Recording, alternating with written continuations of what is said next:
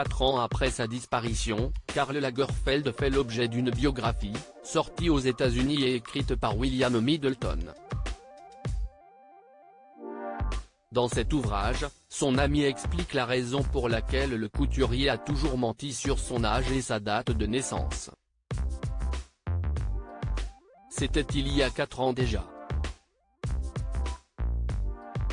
Le 19 février 2019, le styliste emblématique de la maison Chanel décédait à l'âge de 85 ans.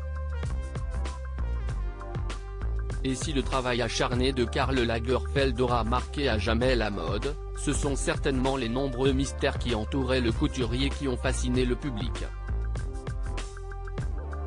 Lorsqu'il tombe malade en 2018, celui qu'on surnommait le Kaiser a longtemps gardé le secret sur le mal qui le rongeait, même auprès de ses collaborateurs dont beaucoup ont appris la cause de son décès bien après sa disparition.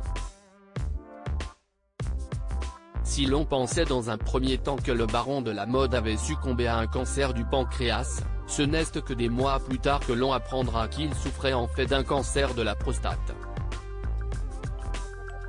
En réalité, peu de gens, hormis son entourage très proche, connaissaient vraiment Karl Lagerfeld. Il faut dire que le couturier contrôlait d'une main de fer son image et entretenait avec brio sa personnalité médiatique. A commencer d'ailleurs par son âge sur lequel il a très longtemps menti. J'avais honte dans la biographie qui lui est consacrée, Paradise Now, sortie en février, son ami William Middleton revient sur la raison bien précise pour laquelle Karl Lagerfeld a toujours menti sur son âge.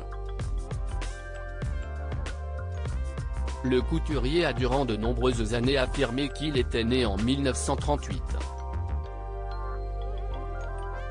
Or, en réalité, il est né à Hambourg, en Allemagne, en 1933. L'année même où Hitler a pris le pouvoir et instauré son régime totalitaire. Comme le relate William Middleton dans son livre, Karl Lagerfeld aurait exprimé sa honte d'avoir vu le jour à cette époque terrible de l'histoire. J'avais honte. J'avais honte d'être né la même année que celle qu'avait choisi Hitler pour commencer sa politique antisémite en Allemagne en tuant les Juifs. Et je ne voulais pas avoir quelque lien que ce soit avec cette année-là. Ainsi, le couturier aurait simplement changé le chiffre 3 par un 8 sur ses papiers d'identité. Pas question donc pour la figure emblématique de Chanel de paraître plus jeune, mais une volonté tenace de ne pas être associé à l'une des périodes les plus sombres de notre histoire.